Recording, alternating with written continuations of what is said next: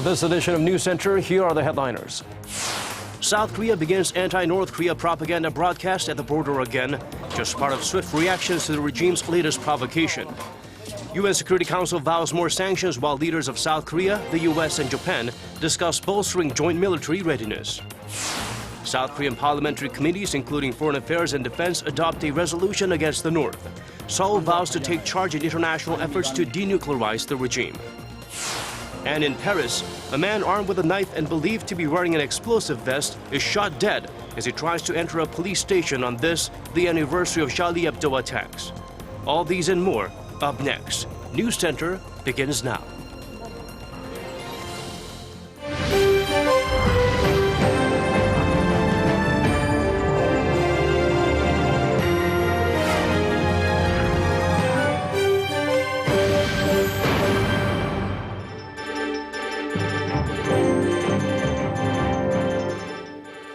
Hello and welcome to this Thursday night's edition of News Center. I'm Daniel Che. We start with a reaction from the nation's top office to North Korea's fourth nuclear test. President Park Geun-hye spoke with U.S. President Barack Obama and Japanese Prime Minister Shinzo Abe on the phone on Thursday. The leaders agreed to work together toward comprehensive UN sanctions against North Korea and also seek closer ties with participating nations of the six-party denuclearization talks. Song Ji-sun has our top story. President Park Geun-hye spoke with U.S. President Barack Obama on the phone to discuss their response to the regional threat coming from Pyongyang. During their 20-minute conversation Thursday morning, President Obama reiterated that North Korea's nuclear tests pose a threat to regional security and stressed that the U.S. will do everything necessary to ensure the security of its allies, including South Korea. The two leaders agreed that Pyongyang has violated its denuclearization commitments with this latest nuclear test, both by going against UN resolutions barring the North from a nuclear test, and with the six-party talks, the multilateral dialogue aimed at denuclearizing Pyongyang that has been stalled since 2008. President Obama said Washington will seek the strongest and most comprehensive sanctions against Pyongyang at the UN, and said the U.S. would work closely with South Korea to that end. President Park and Obama also renewed their commitment to address the North Korean nuclear issue with the utmost urgency, as they had at their summit in October. The two leaders also vowed closer trilateral ties with Japan and acknowledged the need to collaborate further with China in dealing with the North Korea's nuclear issue. President Park Geun-hye also spoke on the phone with Japanese Prime Minister Shinzo Abe Thursday afternoon for about 15 minutes, in which the two leaders agreed to also seek closer cooperation with China and Russia. The leaders of South Korea, the U.S., and Japan also noted that Seoul and Tokyo's recent settlement of Japan's wartime sexual slavery issue, in the long run, will strengthen the allies' joint efforts to counter North Korea's nuclear threats. Song Ji-sun, Arirang News. The South Korean government has decided to resume its loudspeaker propaganda broadcast at the inter-Korean border starting noon on Friday in response to the North's claimed hydrogen bomb test. The decision came after South Korea's National Security Council met late on Thursday afternoon.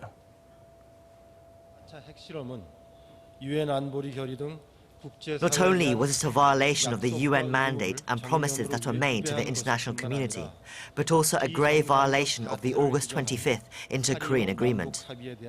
The loudspeaker broadcasts were last turned on last year in response to landmine blasts at the border that injured two South Korean soldiers.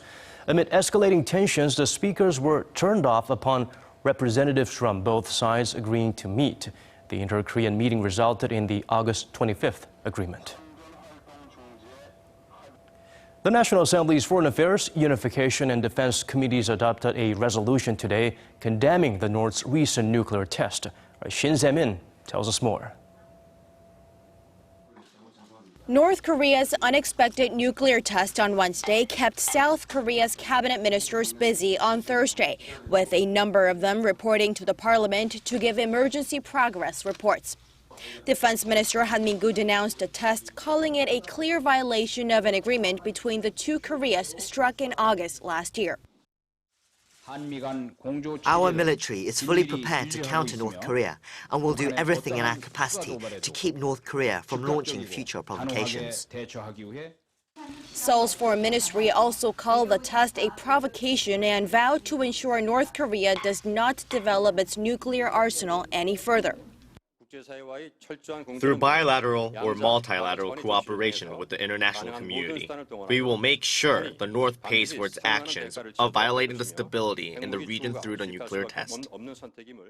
The resolution says the South Korean parliament will cooperate with the international community to resolve the North Korea nuclear issue. It also says South Korea will be at the forefront of efforts to denuclearize North Korea. The National Assembly is expected to vote on Friday, the last day of its extraordinary session, on a resolution denouncing the North for its fourth nuclear test that has threatened the peace and stability on the Korean peninsula. Shin Se-min, Arirang News. The defense chiefs of South Korea and the United States have released a joint statement reaffirming their alliance and commitment to countering Pyongyang's nuclear ambition. We turn to our Defense Ministry correspondent Kim Hyun-bin for the latest. In the statement, South Korea's Defense Minister Han Min-koo and U.S. Secretary of Defense Ashton Carter called the incident a direct violation of international law, as well as a threat to peace and stability not only on the Korean peninsula, but in the Asia-Pacific region. Secretary Carter reaffirmed the U.S.'s ironclad defense commitment to South Korea, and this includes all kinds of extended deterrence assets. The two had spoken by phone late Wednesday. Han said Thursday the two countries are planning to strengthen and enhance their joint military exercises and operations against North Korea's nuclear and missile threats. This is known as the 4D plan: detect, disrupt, destroy, and defend. South Korea and the U.S. will maintain close cooperation on Pyongyang's recent nuclear test, and we are setting up measures to counter future provocations. Meanwhile, diplomatic sources in Washington told Seoul-based Yonhap news agency that Wednesday's nuclear test by the North will lead Seoul to strengthen its nuclear deterrent to counter Pyongyang's growing nuclear threats. South Korea currently relies on the U.S. nuclear umbrella after Washington withdrew its nuclear weapons from the peninsula in the early 1990s. Seoul's defense ministry says that the deployment of U.S. tactical weaponry is now being discussed. Every time North Korea conducts a nuclear test, and there have been three, one in 2006, 2009, and 2013. It has raised calls for the U.S. to redeploy tactical weaponry to the peninsula. But each time the idea has been dismissed as a non-starter by both governments. Experts say the missile defense system known as THAAD, or Terminal High Altitude Area Defense, could now be on the table, along with B-52 bombers and F-22 Raptor stealth fighter jets. Kim Hyun-bin, Arirang News. The UN Security Council has been united in its condemnation of North Korea's latest provocative and dangerous act. Seoul's Foreign Affairs Ministry says it is hoping for an appropriate new UN resolution, which is expected to be adopted this month. Kwon So-hwa files us this report. It was a quick response by the United Nations Security Council. After their 2-hour emergency meeting in New York on Wednesday, the 15-member Security Council denounced Pyongyang's claim to have tested a hydrogen bomb. The members of the Security Council strongly condemned this test, which is a clear violation of Security Council resolutions and of the non-proliferation regime, and therefore a clear threat to international peace and security continues to exist. The last time the Security Council adopted the resolution 2013, in its resolution, Security Council expressed its determination to take further significant measures in the event of a further DPRK launch or nuclear test. And those additional measures are expected to be in the form of new sanctions on Pyongyang, on top of the existing ones for its 3 previous nuclear tests and other provocations, such as its long-range rocket launches. According to an official at Seoul's Foreign Affairs Ministry, this could include enforcing trade, financial, or other economic sanctions on individuals or entities. But he added that at this point, it's too early to make any additional predictions, as the Security Council meeting was held behind closed doors, and Korea, which is not a member, can only consult with the other members, but cannot negotiate. No matter what North Korea's aim is, under no circumstances will the international community tolerate it as a nuclear weapon state. That is why it's important for it to respond accordingly, so the North pays a price for the test. When asked about the timing of the next UN Security Council meeting, an official at the ministry said it's most likely going to be on the day the new resolution is adopted. And his cautious prediction was for that to happen this month. Kwon So-ah, Arirang News. North Korea's fourth nuclear test on Wednesday signals Pyongyang's further isolation in the international community. Relations with neighboring South Korea are no exception, with North Korea watchers forecasting a downturn in their already stalled bilateral ties. Connie Kim spoke to some experts for their predictions. After North Korea claimed to have successfully tested a hydrogen bomb, South Korea condemned the test, calling it a serious provocation. 이제 정부는 국제사회와 긴밀한 협력하에 북한이 이번 핵실험에 대해 반드시 상응하는 대가를 치르도록 해야 합니다. Seoul is currently consulting with its allies to determine what that price will be. Inter-Korean relations had already been at a standstill since a vice ministers' meeting in December ended without an agreement or a date for the next meeting. Now, the general consensus among North Korea experts is that relations between the two Koreas will deteriorate further. South Korea is expected to play a leading role in imposing sanctions against North Korea at the United Nations. There is currently no room for Seoul to make conciliatory gestures to improve inter-Korean ties. Some experts are forecasting changes at the inter-Korean Kaesong Industrial Complex, the last remaining symbol of economic cooperation between Seoul and Pyongyang. If tensions escalate further, there could be a situation where the complex is run with the least number of people needed to protect citizens and its property. South Korea has already started restricting entry to the complex for citizens that are not directly related to production there. Humanitarian aid to the regime and civilian exchanges between the two Koreas are also some of the areas where Seoul is expected to limit its support. With the UN Security Council expected to impose another layer of sanctions on North Korea, and South Korea considering the possibility of pulling back on inter-Korean cooperation, many experts in Seoul don't believe inter-Korean tensions are likely to ease over the next few months. Connie Kim, Arirang News. The world is rumbling over North Korea's latest provocative act.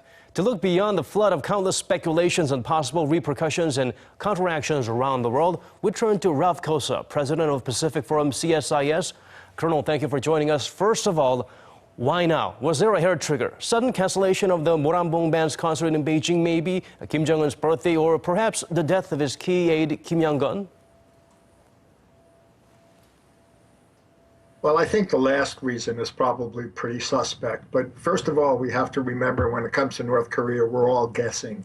So the birthday, makes sense. A couple days before his birthday, he may have been upset with the Chinese over the girl band incident, but it's very hard.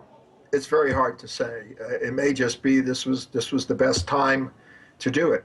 There could be a dozen different factors. They're also getting ready for some big party events here later in the year, and he may be just feeling the need to sort of get this over with now, hoping that then he can sort of move on and do other things. Will there be major changes to inter-Korean relations and policies toward North Korea from here on? Well, first of all, they've already conducted 3 previous tests. Obviously, we're going to go through a couple of months now of preparing for sanctions, watching them overreact to it, arguing with the Chinese over what kind of sanctions we're going to have, and then waiting for the North Korean response to that. So it may set things back a couple of months, but the North Koreans are funny. Sometimes they think that doing something disruptive like this will encourage us to come to the table as opposed to discourage us from coming to the table. So it's very hard to guess their motives. We don't expect much, but hope springs eternal. Could it affect six-party talks stalled since the late 2008 in any way? Well, there are no six-party talks, so it won't affect them at all. We haven't had them, as you say, in 6 or 7 years. And I don't expect they're going to start again very soon. The six-party talks were aimed at denuclearization. The North Koreans want to have six-party talks as a nuclear weapon state. We're certainly not going to accept that. So the best that we could have hoped for if there is a resumption of talks is to manage the problem, not to solve the problem. And right now, that doesn't seem possible. What about relationship between North Korea and big brother mainland China? I expect this tantrum will not prove to be constructive. Well, I think this is the most interesting aspect of it. You know, the Chinese had sent a high-ranking member of the Politburo to the 70th anniversary parade there in October. And the assumption was that the quid pro quo for that was that the North Koreans were going to behave. You know, we were expecting the rocket launch in October and they didn't launch the rocket. So we were sort of lulled into thinking, well, maybe Kim Jong-un has turned over a new leaf. Well, you know, that leaf has fallen to the ground and died. So now what comes next? Well, if I was Xi Jinping, I'd be pretty annoyed that I had, you know, sent a high-level emissary there, tried to open up the door, and then he turns around and conducts a nuclear test. So from my standpoint, I would expect the Chinese to get tougher on them. But, you know, the Chinese talk tough. But then when it comes down to, okay, here are the steps we want to take, you know, here's the ABC. Normally they say, well, let's just try X, Y, Z, you know, and they'll dumb things down. So I think this is a moment of truth for the Chinese to see just how serious they are, or whether the North Koreans have, in effect, call Xi Jinping's bluff. For less informed outsiders looking in, it looks like a very dangerous situation for Seoul, but of course we know better than that. Well, first of all, define dangerous. It doesn't increase the danger to South Korea. As long as you still have a strong U.S. ROK alliance, the North Koreans aren't going to test that, and they're not going to put South Korea at risk. So I think President Park has handled the North Koreans pretty well. She's been very firm, and I think she'll continue to be firm, and to me, that's the best avenue, the best approach to take. I think it's very important that we don't overreact to this test. I think that we need to put pressure on China to get China to step up to the plate and join the international sanctions regime and actually enforce it. And how will U.S. policies toward North Korea change from here? Well, I think this just sort of reaffirms in President Obama's mind that there are a lot of things on his plate between now and when he leaves office, and North Korea does not need to be one of them, because you want to leave on a high note, you want to leave with some accomplishments, and I think this pretty well tells him that he's not going to make any accomplishments, any progress with the North Koreans. So I think it makes any kind of overture between the U.S. and the DPRK much less likely than before. And the Obama administration, those in the administration who have said these guys are not worth wasting your time on, are probably saying, we told you so. Well, thank you so much for making time for us today. Oh, my pleasure. Anytime.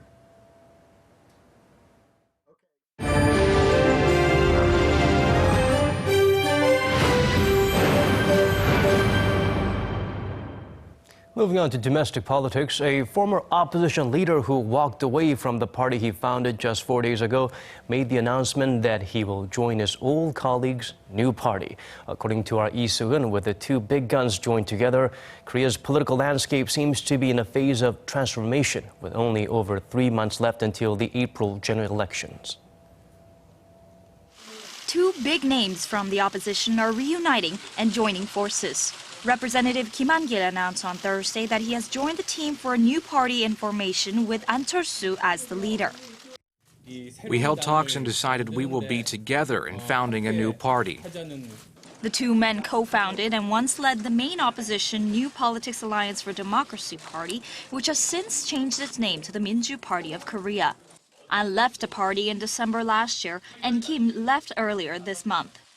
With that, experts predict more opposition lawmakers will follow in Kim's footsteps, possibly shifting the balance of power in Korea's political landscape. More lawmakers who will or have already defected the opposition party will join An's party. Also, from now on until the party is founded in February, there will be related news frequently being published.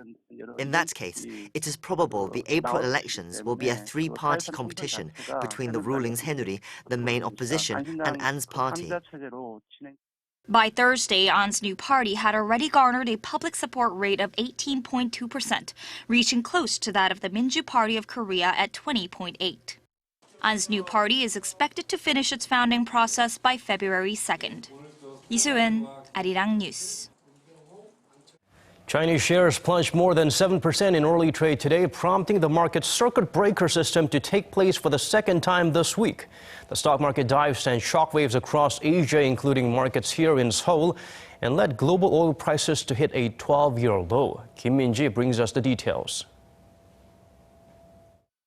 Trading in China was halted just after 29 minutes and was suspended for the rest of the day on Thursday after the main Shanghai index dropped over 7%. The new stock market circuit breaker was triggered for the second time this week. The sluggish factory activity survey first sent stocks to dive on the first trading day of the new year. The suspension this time came as China accelerated the weakening trend of its yuan. On Thursday morning, China's central bank set the currency 0.5% down than Wednesday's fix, the lowest point in nearly 5 years. In the face of economic slowdowns, countries are trying to boost momentum through devaluating their currencies, resulting in a zero-sum game. Asian stocks as well as global oil prices took a hit from the news, with the West Texas Intermediate sliding more than 5% to the lowest in 12 years. Japan's Nikkei shed 2.3%, while South Korea's benchmark Kospi ended down over 1% to the lowest point in 4 months. The South Korean won also slid, closing at over 1,200 against the US dollar. It's the first time in 4 months that the won was traded above the 1,200 mark. Given such uncertainty stemming from Beijing coupled with other factors like Pyongyang's latest provocation, Seoul's economic policy makers are pledging to keep a close eye on market movements. Fears for China's hard landing and rising tensions in the Middle East are heightening concerns across the world, and we are fully aware of these threats. The South Korean government, however, tried to put markets at ease, saying the local stock market is remaining relatively calm and that volatility will likely prove short-lived. Kim Min-ji, Arirang News. Korea is looking forward to the new year with tempered optimism following a difficult 2015. The problem is that many of the economic uncertainties that dogged Korea last year look set to persist for the time being. To get an expert's take at what the next 12 months might hold for the Korean economy, our Hwang Ji-hye sat down with the president of the Korea Institute for International Economic Policy. Korean government focused a lot on boosting domestic demand last year, and that was because of the slowing exports. But conditions aren't looking so bright this year either. So what's your take on the export outlook this year? Export most likely will not decline. Last year, what happened was our export declined because of the oil price decline. Obviously, there have also been other factors like the slowdown in EMs, as well as in advanced economies. This year, most likely, the drop itself will not take place because it's already at the bottom. So as they bottom out, the growth rate itself will not fall, but it will not actually recover to where it was last year. So looking at our market or our export overall, we are actually running out of time. Our traditional export strategy has run its course. It has served us well, but we are now entering a new global environment and we need to come up with a new revised strategy for our exports. Because the growth in the second half was mainly driven by the government, people are now concerning about a drastic drop in spending early this year. Do you also agree with that notion? No. I don't think that we will see a sharp drop in consumption because consumption is something that is dependent on our livelihood. Whether we can maintain the 2% in terms of consumption growth, that's a question that we have to ask seriously about. Then where do you think Korea should focus most on? Value creation. Value creation, and because it's actually a very highly charged word, because of technology, globalization, and you name it, these various combinations have actually led to a situation where the global economy can produce things for everyone with much less people. And that essentially means lower wage share. Lower wage share means less income. Less income means less consumption, and thus less investment needs. And thus we have actually entered a vicious cycle where the economy doesn't work anymore. So essentially we have capital and labor. We need to optimally allocate those. And because we are running out of labor locally in 10, 20 years, we need to diversify our capital outside. But won't that create asset outside of the country, not inside of the country, since like factories or other value creation is taking place outside of Korea? That's why, at the same time, we have to ensure that our business environment is friendly so that foreign capital can actually come into Korea wherever there is a competitive advantage. At the moment, that's not taking place. We need to level the playing field between large and small, between foreign and domestic companies.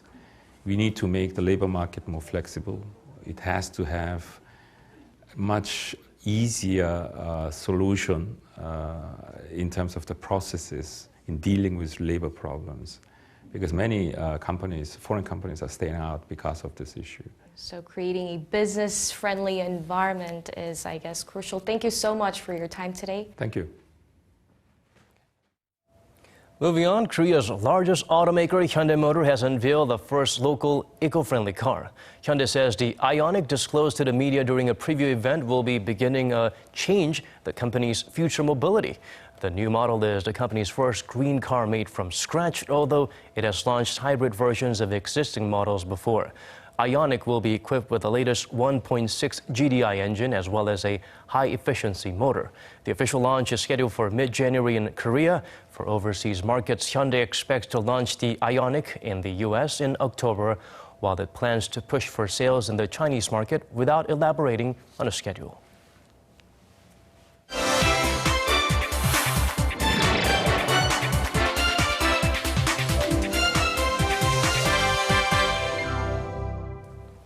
Well, the first story today for Around the World. The police in Paris have shot and killed a man with a knife, and possibly, while it turned out to be a dud, it was a fake explosive vest that he had on. He tried to enter a police station.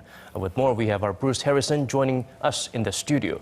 Bruce, this incident comes just in the anniversary of that horrific Charlie Hebdo attack. Is there any links to terrorism? Well, hello, Daniel. What we know right now, the report came just after President Francois Hollande had finished a speech marking the anniversary you mentioned. What we know so far, this happened in Paris's 18th district. That's in the northern part of the city. Government officials said the man may have been wearing a suicide vest. Well, it's now been reported to have been a fake. Officials with the Paris Police Union said that a belt was in fact fake, and the man shouted Allahu Akbar, meaning God is great, before he was shot. After Islamic State attacks in Paris last November, the extremist group said it had planned to attack the part of the city where the man with the knife was killed today. Officials said bomb disposal experts were on site, and according to witnesses, police shouted at the men before he charged them, and they opened fire. At this time, officials haven't officially commented about whether this man had any specific ties to extremist groups. Well, moving on to our second story, Bruce, the Philippines has rejected China's recent test flight of on its man-made islands in South China Sea. They just don't seem to know when to stop. Despite widespread concerns and criticism in the region, China continues to fortify its presence in these contested waters. That's right, Daniel. China really doesn't seem to have many concerns about other territories claiming those waters in the South China Sea. Beijing's claiming a massive swath of territory which contains major shipping lanes, and it's reinforcing its presence by building islands it claims are largely for civilian use. Just yesterday, China landed 2 commercial jets on Fiery Cross Reef to see if the runway on the claimed island is up to standard. The reef's in territory claimed by multiple countries, including the Philippines, Taiwan, and Vietnam. Philippine Foreign Secretary Alberto del Rosario said if China's expansion is not challenged, it could impose an air defense identification zone in that territory. British Foreign Secretary Philip Hammond visited the Philippines this week and said all parties should respect international law. Freedom of navigation and overflight are non-negotiable. They are red lines for us, and we will maintain the position that We, as an international maritime and trading nation, enjoy freedom of navigation and overflight in the South China Sea. Hammond also said Britain doesn't take sides in the disputes and urged countries in the region to exercise restraint. Analysts say the runways would be long enough to handle long-range bombers and transport aircraft as well as Chinese fighter jets. The development would give China a deep presence in the maritime heart of Southeast Asia for the first time. Thousands of Cambodians celebrated today the anniversary of the end of a brutal period in their history. January 7th marks the fall of dictator Pol Pot and his communist regime that's blamed for the deaths of 1.7 million people. Supporters of Cambodia's People's Party and survivors of what's known globally as the killing fields gathered outside party headquarters to listen to Prime Minister Hun Sen's speech. Younger Cambodians at the celebration said the day should not be forgotten.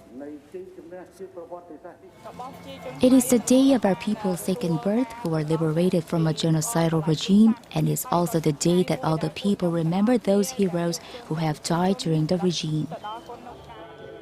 Surviving members of Pol Pot's guerrilla army fled into the jungle along the Thai border, where they resisted the new Cambodian government and Vietnamese until surrendering in 1998, the same year Pol Pot died. Well, there's truly a chilling period in Cambodia's history that should never be forgotten. And of course, for those who are too lazy to read up about it, can rent a movie based on it. Yeah, very good movie. And you know what? Local international judges are still trying some of those members that fled into the jungle and have indicted many as well to try and bring some justice to that situation. Well, thank you for today's stories again, Bruce. All right, thanks, Daniel.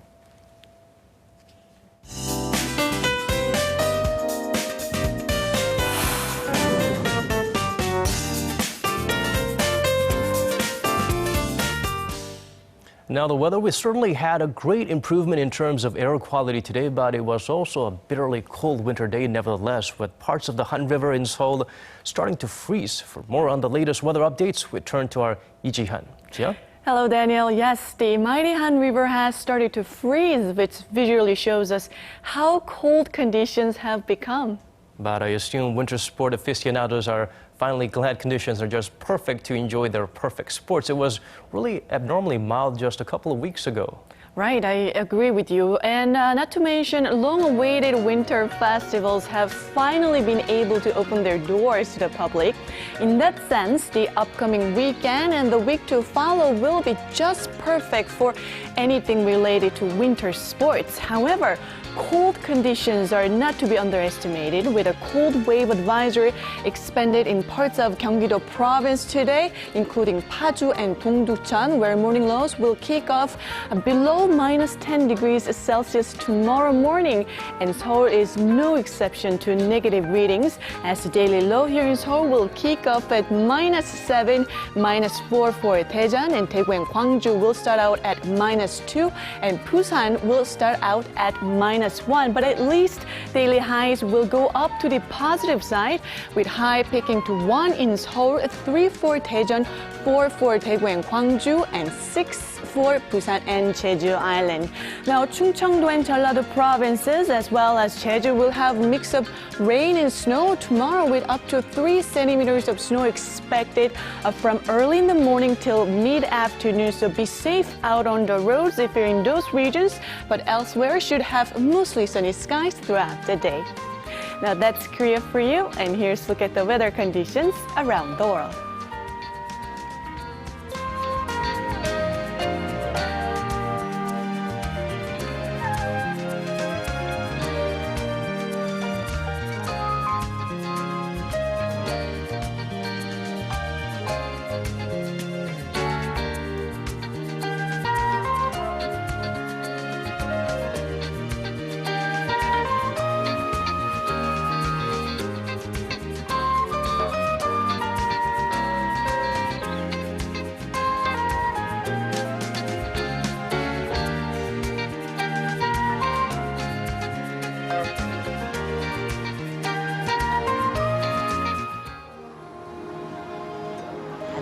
전에 사대로 받게 했지. 우리네들 조상들이 잘 못했으니까 용서해달라. 법적으로 자제하고. 저 하늘나라 가야지. 할 말 있잖아요. 제가 가서 뭐라고 얘기합니까? 되길도 못하고 왔는데